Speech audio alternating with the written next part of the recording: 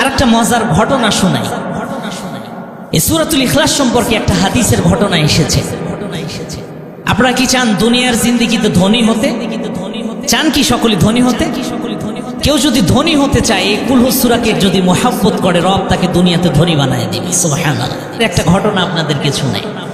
আল্লাহ রাসূল কাছে যখন মক্কাতে এই সূরাটা নাজিল হলো, রাসূল করিম সাল্লাল্লাহু আলাইহি ওয়াসাল্লাম মক্কা থেকে আবার সফর করে যখন মদিনায় গেলেন, মদিনায় যাওয়ার পর রাসূল সাল্লাম বসে আছেন। একজন গ্রাম্য সাহাবী রাসূলের দরবারে এসেছে। সকলে একটু জিকির করি, লা ইলাহা ইল্লাল্লাহ, লা ইলাহা ইল্লাল্লাহ, লা ইলাহা ইল্লাল্লাহ। সকলে একটু জিকির করি। না আমি চা খাই না, আমি চা খাই না।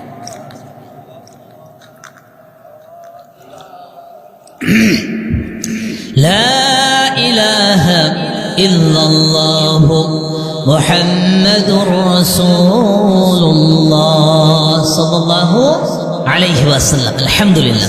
সম্মানিত হাজিরিন, আমরা তো সকলেই চাই ধনী হতে, ঠিক কি না? আখিরাতে আমাদের মর্যাদা হোক, আখিরাতে আমরা স্বাবলম্বী হই, আমাদেরকে আল্লাহ তাআলা জান্নাত দিক, এটা চাই না আমরা সকলেই? কেউ যদি দুনিয়াতে ধনী হতে চায়, আখিরাতে বাড়ি গাড়ির মালিক হতে চায়, জান্নাতের মালিক হতে চায়, সে যেন কুল হু সূরাটা মুহাব্বত করে। রাসূলের একজন সাহাবী, বৃদ্ধ সাহাবী, গ্রাম্য সাহাবী, উনি গ্রাম থেকে সফর করে রাসূলের কাছে গেছেন। রাসূলের কাছে গিয়ে মজার প্রশ্ন করছেন আল্লাহ রাসূলকে। আল্লাহ রাসূলকে প্রশ্ন করছেন, ইয়া রাসূলুল্লাহ, আপনার কাছে নাকি দেও আসে, দেও, আর এই দেও এসে নাকি আপনাকে গীত শোনায়া যায়? রাসূল সাল্লাল্লাহু আলাইহি ওয়াসাল্লাম মুস্কি হেসে বললেন, না, আমার কাছে কোনো দেও আসে না চাচা যান, আমার কাছে হযরতে জিবরিল আলাইহিস সালাম আসে। ওগো চাচা যান, আমার কাছে জিবরিল এসে কোনো গীত শোনায়া যায় না, আমাকে কোরআনুল কারীমের তেলাওয়াত শুনিয়ে যায়, আমার কাছে কোরআনুল কারীমের আয়াত নাজিল করে, আমার কাছে কোরআনুল কারীমের সূরাগুলো নিয়ে আসে। চাচা যান, বড় ভাগ্যবান আপনি। শোনেন শোনেন, কিছুদিন আগে একটা সূরা নাজিল হয়েছে, সূরাতুল ইখলাস, কুল হু সূরা নাজিল হয়েছে। চাচা যান শোনেন শোনেন, আপনি বড় ভাগ্যবান, যেহেতু জিজ্ঞেস করলেন। চাচা যান, এই সূরাকে কেউ যদি একবার তেলাওয়াত করতে পারে, রব্বে করিম তাকে 10 পারা কোরআন তেলাওয়াতের সওয়াব তার আমলনামায় উঠিয়ে দেয়। সুবহানাল্লাহ। চাচা যান শোনেন শোনেন, কেউ যদি 2 বার পড়তে পারে 20 পারা কোরআন তেলাওয়াতের সওয়াব আল্লাহ তাআলা তার আমলনামায় উঠিয়ে দেয়। সুবহানাল্লাহ পড়বেন না? আল্লাহু আকবার। জোরে আর একবার বলি, সুবহানাল্লাহ। এরপর বৃদ্ধ সাহাবীকে আবার বলতেছিলেন, চাচা যান শোনেন, কেউ যদি 3 বার পড়তে পারে, 1 খতম কোরআনুল কারীমের সওয়াব আল্লাহ তাআলা তার আমলনামায় উঠিয়ে দেয়।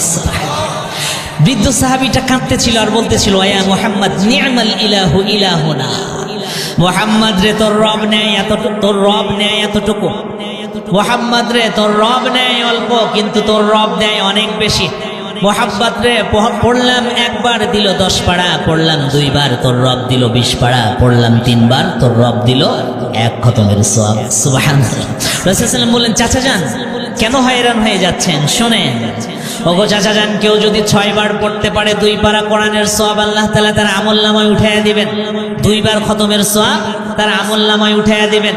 চাচা যান, কেউ যদি 9 বার পড়তে পারে, রব্বে কারীম তাকে 3 খতমের সওয়াব তার আমলনামায় উঠাইয়া দিবেন।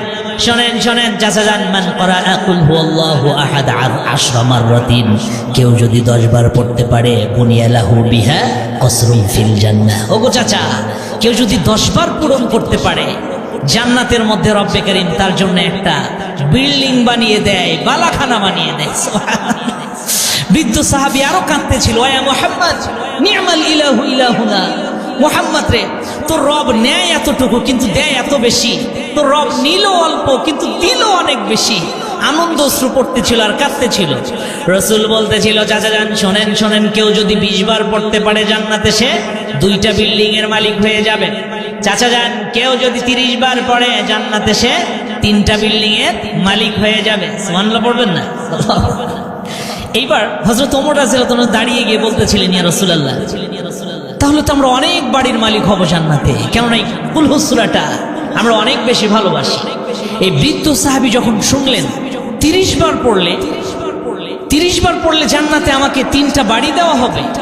আরো জোরে জোরে কাঁদতেছিল আর বলতেছিল, মুহাম্মদ তোমার রব নেয় অল্প কিন্তু দেয় অনেক বেশি।